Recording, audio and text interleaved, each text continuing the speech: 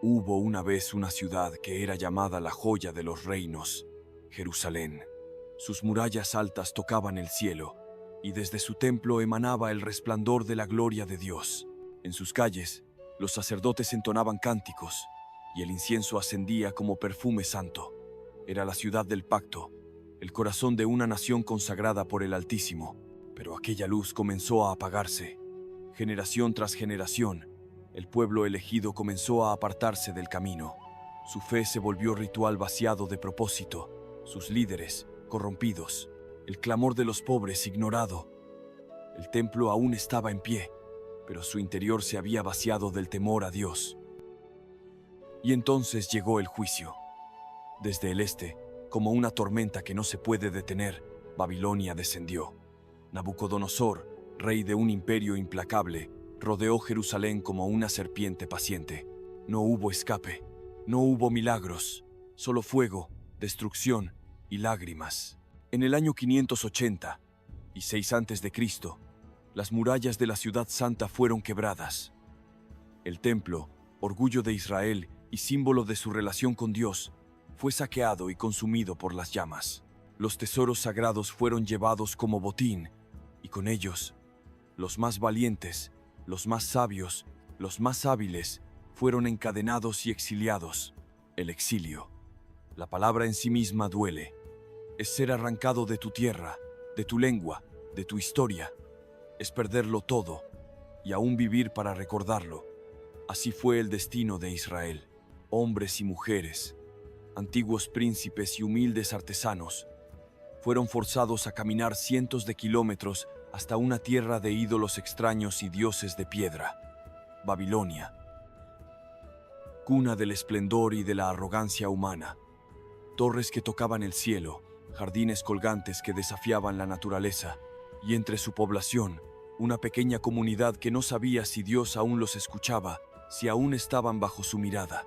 Fue allí donde las preguntas comenzaron a brotar, como ríos desbordados. ¿Dónde está nuestro Dios? ¿Nos ha olvidado? ¿Acaso hemos pecado tanto que su alianza se ha roto para siempre? Para muchos, el exilio era el fin. Pero en la lógica divina, los finales son solo el principio disfrazado. Porque incluso en Babilonia, incluso en el polvo del juicio, Dios no había cerrado su libro, solo había cambiado de página. Y esa nueva página llevaría el nombre de un hombre, Ezequiel, sacerdote del templo destruido, hombre del linaje de Leví. Él no volvió sus ojos atrás buscando lo que se perdió. Él miró hacia el cielo, y en ese cielo, Dios mismo descendió. El mundo estaba por escuchar una voz diferente, no una que hablara desde los palacios, ni desde los altares del templo, sino desde el corazón mismo del exilio. Porque a veces, Dios habla más fuerte cuando estamos más lejos. No hay noche tan oscura que Dios no pueda atravesar. No hay tierra tan lejana donde su voz no alcance. Allí, en los márgenes del exilio, entre canales y tierras ajenas, un hombre fue testigo de lo imposible. El año era el 5º del exilio del rey Joaquín. En medio de una comunidad dispersa, donde la esperanza se marchitaba como las hojas del invierno, Ezequiel, el hijo de Buzi, se encontraba junto al río Quebar. Y entonces, ocurrió. Una nube se aproximaba desde el norte, envuelta en fuego resplandeciente, con un brillo que no era de este mundo. Un torbellino giraba dentro de ella, y desde su centro surgía lo inimaginable. 4 seres vivientes emergieron del resplandor. Criaturas celestiales, indescriptibles, cada una con 4 caras, la de un hombre, la de un león, la de un toro y la de un águila, cada una con 4 alas. Brillaban como bronce ardiente. Bajo sus alas, manos humanas. Sus pasos no hacían sonido. Sus movimientos eran perfectos, guiados por el espíritu. Junto a ellos, ruedas, no como las del hombre, sino ruedas dentro de ruedas, girando en todas direcciones sin desviarse. Sus bordes estaban llenos de ojos, cientos, miles, cada uno viendo, conociendo, penetrando lo oculto. Encima de todo, un trono, como de zafiro, y sobre el trono, una figura, semejante a un hombre, rodeado de fuego. Desde la cintura hacia arriba, como metal incandescente, desde la cintura hacia abajo, una llama que no consume, sino que purifica. Alrededor de él, un resplandor como arcoíris después de la tormenta. Ezequiel cayó rostro en tierra, porque entendió que no era un sueño, no era una alucinación, era una aparición de la gloria de Dios. No en el templo, no en Jerusalén, sino en Babilonia. El Dios de Israel no estaba confinado a un edificio, no estaba limitado por las fronteras de una tierra. Su gloria, su presencia, su voz, seguían activas incluso en el exilio. Hijo de hombre, ponte en pie, te hablaré. En ese momento, Ezequiel ya no era solo un exiliado, no era solo un sacerdote.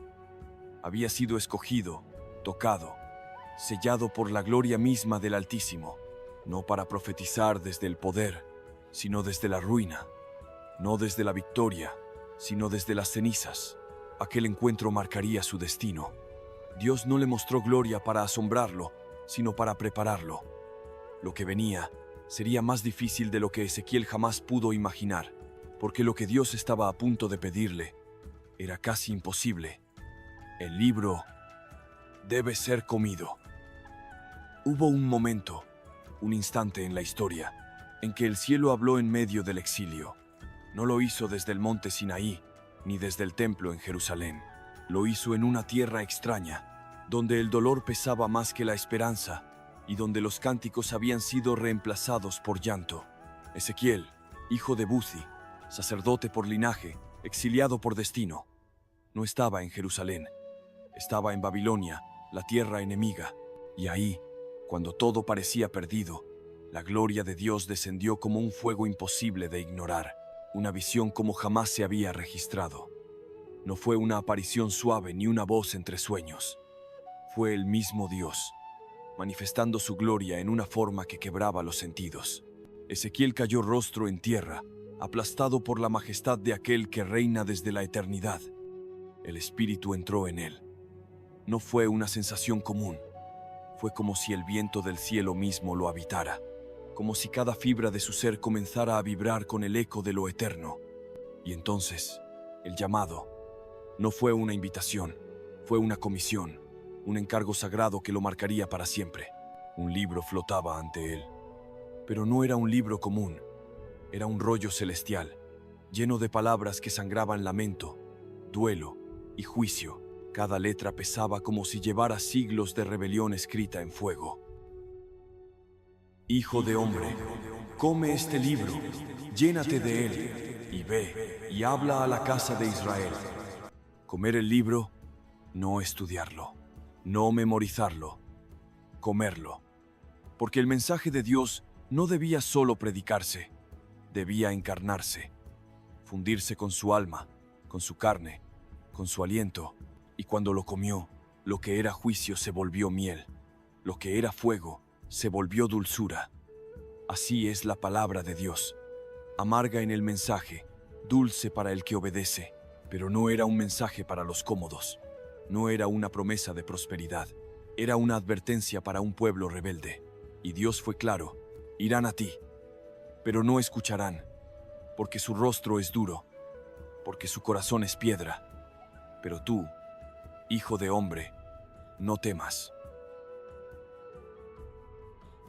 Dios no le prometió aceptación, le prometió oposición, pero también le prometió fortaleza. Ezequiel no sería una hoja llevada por el viento, sería un muro de bronce frente a un pueblo de acero, un centinela solitario gritando desde la torre en ruinas. El fuego del libro aún ardía dentro de él. Cada palabra que pronunciaba, cada gesto profético, no era suyo. Era el eco de Dios en medio del exilio. Era el sonido de la justicia. Era el llanto de la misericordia. Dios no llama a los fuertes. Dios hace fuertes a los que llama. Ezequiel fue marcado, sellado, apartado. Su vida dejó de pertenecerle. Desde ese momento, sería solo un mensajero, un testigo del juicio y de la esperanza. Porque cuando comes el libro, ya no puedes callar. No todos los hombres son llamados a ser voz. No todos los elegidos están destinados a la comodidad. Hay quienes son separados, no para ser admirados, sino para ser testigos. Y Ezequiel fue uno de ellos. En medio del exilio, entre los suspiros del pueblo y los ecos de una ciudad lejana llamada Jerusalén, Dios levantó a un hombre para que fuera su centinela, su vigilante, su atalaya. El atalaya no duerme, no descansa, no se relaja, observa, y cuando ve el peligro, levanta la voz. Su deber no es salvar, su deber es advertir. Dios le habló, no en parábolas, no en susurros. Le habló como se habla a un soldado antes de la batalla, con claridad y con urgencia. Hijo de hombre, yo te he puesto como atalaya sobre la casa de Israel. Oye la palabra de mi boca y adviérteles de mi parte. Desde ese día, la vida de Ezequiel dejó de ser suya. Su lengua ya no le pertenecía. Sus pensamientos, sus emociones, su tiempo, fueron absorbidos por una única misión: ser la trompeta de Dios. Su mensaje no era popular. No prometía bienestar ni victoria. Decía lo que nadie quería oír. El juicio viene. Vuestras obras os han condenado. El Altísimo ha hablado. Pero callar no era una opción. Porque Dios lo dijo con claridad: si yo digo al impío, de cierto morirás, y tú no le hablas para advertirle, él morirá por su pecado. Pero su sangre la demandaré de tu mano. ¿Qué harías tú si supieras que tu silencio puede condenar a otros? Si cada palabra tuya fuera una frontera entre la vida y la muerte espiritual de tu pueblo. Ezequiel no podía permitirse el lujo de la comodidad. Era el vigilante de las almas, el profeta del fin de los tiempos. El vigilante ve antes que los demás, no porque sea más sabio, sino porque Dios le muestra lo que está por venir. Y con esa visión viene una carga, la carga de saber, la carga de gritar. Aunque nadie escuche, Israel estaba ciego, orgulloso, rechazaba a su Dios con acciones disfrazadas de religiosidad. Y Dios, en su justicia, no permitiría que eso continuara. Ezequiel fue su trompeta, sonando en la noche, antes de que el enemigo llegara. Dios no busca mensajeros que endulcen su juicio. Busca hombres que tiemblen bajo su palabra y que aún así se levanten a proclamarla. Porque aunque Ezequiel fue llamado a advertir del juicio, el juicio no era el fin, era el principio. El sonido de la trompeta no es solo señal de guerra, también es anuncio del nuevo amanecer. Ezequiel no solo fue vigilante del castigo, también fue testigo de la promesa. Porque detrás de cada advertencia divina hay un corazón que clama por el regreso de sus hijos. Y aún hoy, la voz del vigilante resuena en el viento. Porque en cada generación hay quienes deben mirar y gritar. Aunque nadie quiera escuchar, el que tenga oídos, oiga lo que el Espíritu dice. Este es el hombre al que Dios convirtió en mensaje, inspirado en Ezequiel 4:5. ¿Qué sucede cuando las palabras ya no bastan? Cuando hablar ya no alcanza. Cuando el pueblo no quiere oír, Dios hace algo inesperado. Convierte al profeta en el mensaje mismo. Ezequiel no solo profetizó con la voz, sino con su cuerpo, con sus acciones, con cada gesto. Dios lo usó como un símbolo andante, como una parábola viviente, como un drama silencioso que gritaba juicio, día tras día. Dios le dijo: toma un ladrillo, graba en él la ciudad de Jerusalén, rodéala de asedio y pon una plancha de hierro entre tú y ella. Es una señal, un espejo del juicio que viene. Durante días, Ezequiel no habló, solo actuó. Jerusalén estaba bajo sitio, aunque aún no lo sabían. Él fue el eco visual del destino que se acercaba. Luego, Dios le ordenó lo impensable: acuéstate sobre tu costado izquierdo por 390 días. Cada día representará un año del pecado de Israel. Después, gira al lado derecho, 40 días más, por la culpa de Judá. Cada día era una acusación silenciosa, un recordatorio del pecado acumulado, una cuenta regresiva. Pero no bastaba con acostarse. Su comida debía ser medida. su agua racionada. Comería pan de cebada cocido sobre estiércol, una imagen vívida de la miseria que el pueblo enfrentaría durante el sitio. Oh Señor, nunca he comido cosa inmunda. Entonces usarás estiércol de vaca, porque así comerán los hijos de Israel, entre las naciones donde los dispersaré. Dios estaba contando una historia, con la carne del profeta, mostrándoles el resultado de sus caminos, sin una sola palabra. Luego, vino la orden más dramática. Toma una espada, afeita tu cabeza y tu barba, y divide el cabello en 3 partes. Una quémala, otra golpea con la espada, la última esparce al viento, pero guarda unos pocos cabellos en tu ropa. Así sería el pueblo. 1/3 moriría en la ciudad, otro sería abatido mientras huían, y el resto sería dispersado entre las naciones. Solo un pequeño remanente sería guardado por Dios. Cada acto, cada día, cada movimiento de Ezequiel era juicio en forma humana. El profeta no solo anunciaba el desastre, lo vivía, lo sentía, lo representaba, para que nadie pudiera decir que no fue advertido, porque ese era su llamado: ser obediente, incluso cuando el mensaje doliera, incluso cuando el pueblo se burlara, incluso cuando no quedara dignidad ni fuerza. Así sabrán que yo soy el Señor. El juicio aún no había caído, pero la semilla estaba plantada, porque en el corazón de cada espectador quedó la imagen del profeta que vivió el mensaje, que se convirtió en señal viviente del Dios que aún hablaba. Y hablarás cuando yo te lo ordene, y no serás más mudo. ¿Ves tú lo que hacen en secreto? Ezequiel 8:12.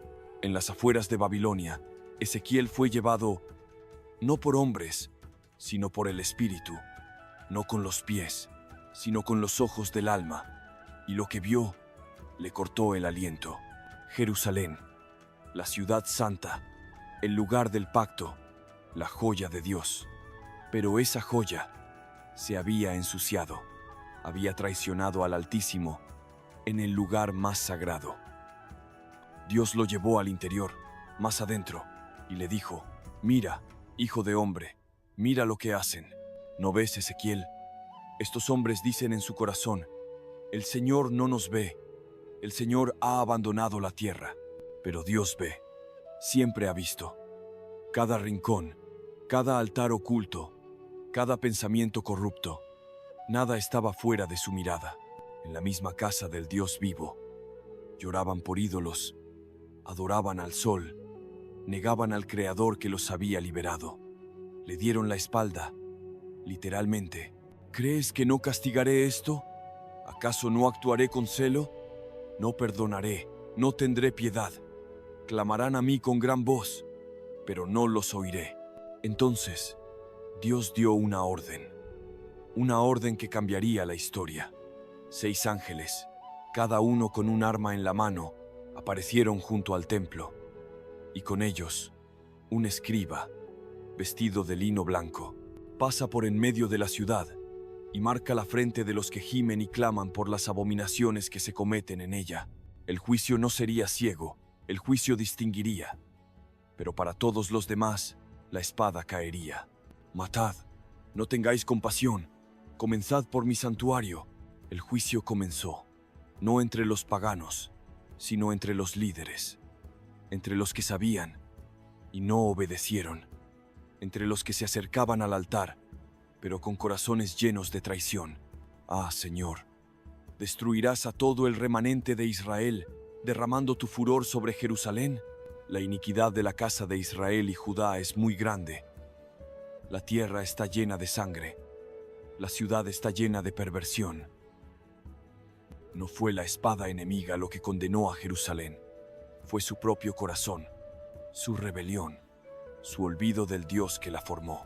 Ezequiel no solo fue testigo del juicio venidero, fue testigo del dolor de Dios, porque el castigo no es placer para el Eterno, es justicia, es consecuencia, es fidelidad a su propia santidad.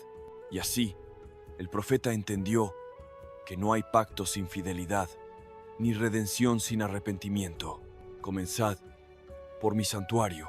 Entonces la gloria del Señor se elevó de en medio de la ciudad. Ezequiel 11, 23. En todo el Antiguo Testamento hay una presencia que lo cambia todo. Una que hizo temblar a Egipto, que abrió el Mar Rojo, que descendió en fuego sobre el Sinaí. Esa presencia tenía un nombre: la gloria del Señor. Esa gloria habitaba entre los querubines, sobre el propiciatorio.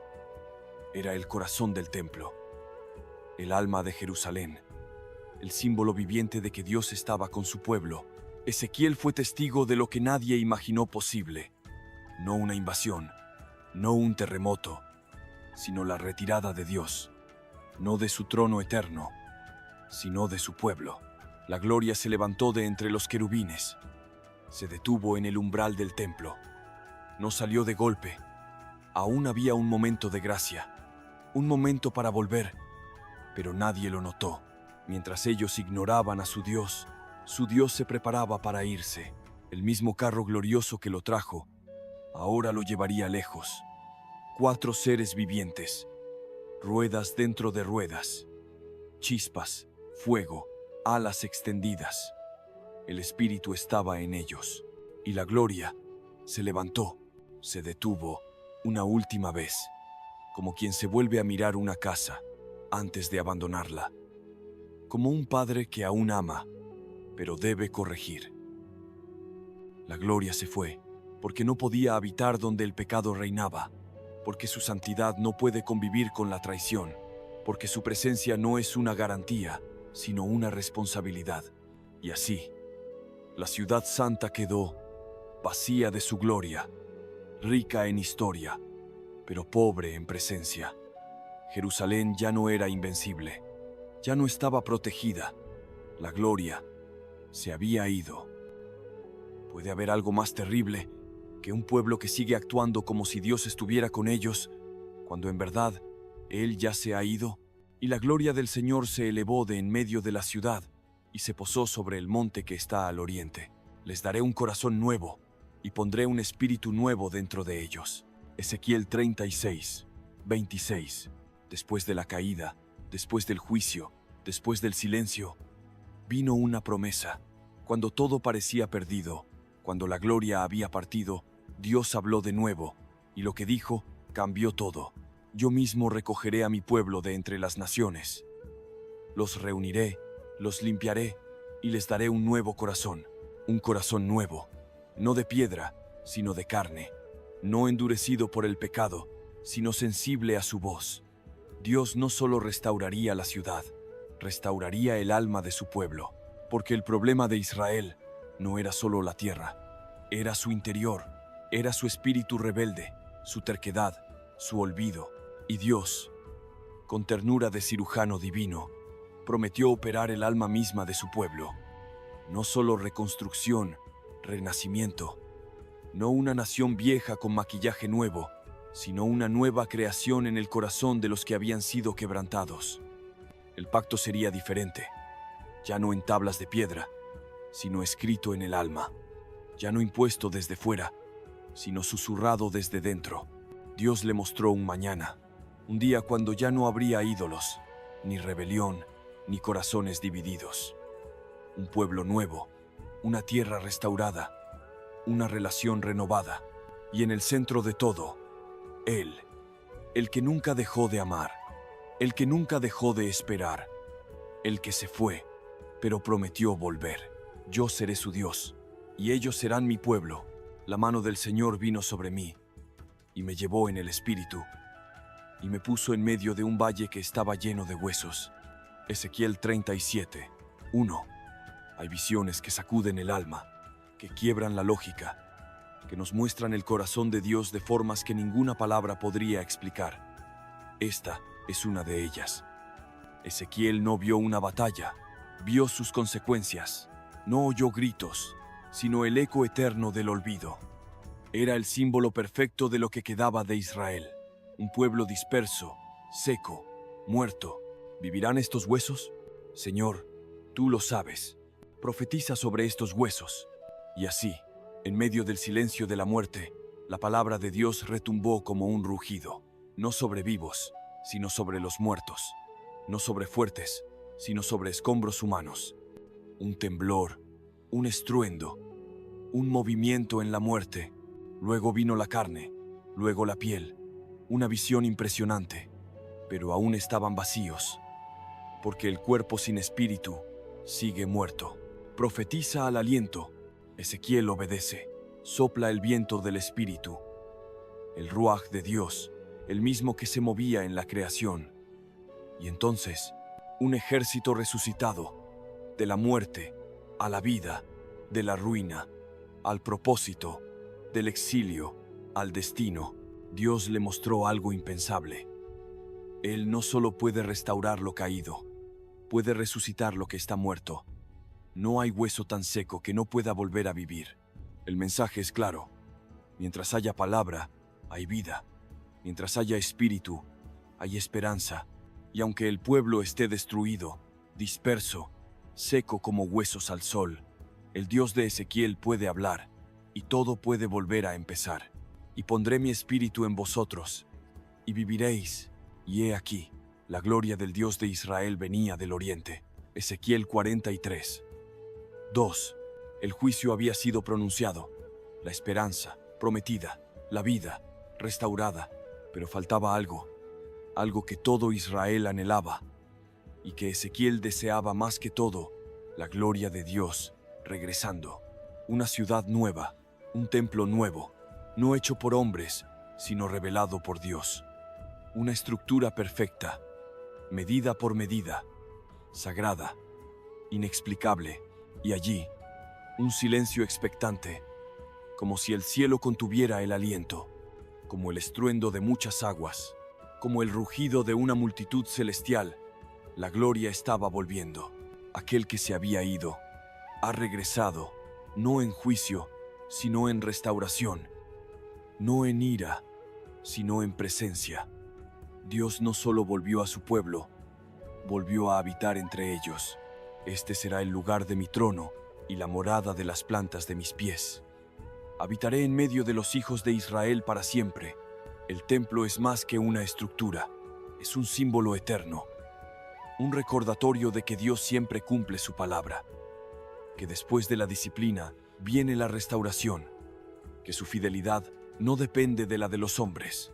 Desde ese templo, un río fluye, y donde fluye ese río, hay vida, sanación, fruto, futuro, porque ese agua representa algo mayor, el espíritu que Dios derrama sobre su pueblo renovado, y el nombre de la ciudad desde aquel día será: El Señor está allí.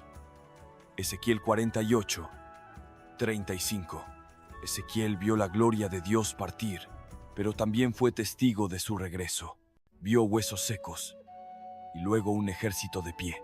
Vio corazones de piedra, y luego corazones de carne latiendo con esperanza. Vio ruinas, y luego una ciudad con un nuevo nombre. El Señor está allí, y quizás esta historia no solo fue para su tiempo, tal vez también es para el nuestro, porque ¿acaso no vivimos entre ruinas? ¿Acaso no hay sequedad en nuestras almas? ¿No hemos sentido también la ausencia de lo sagrado? El mensaje de Ezequiel no termina en el exilio, ni en la restauración de una ciudad. Termina con una verdad que atraviesa generaciones.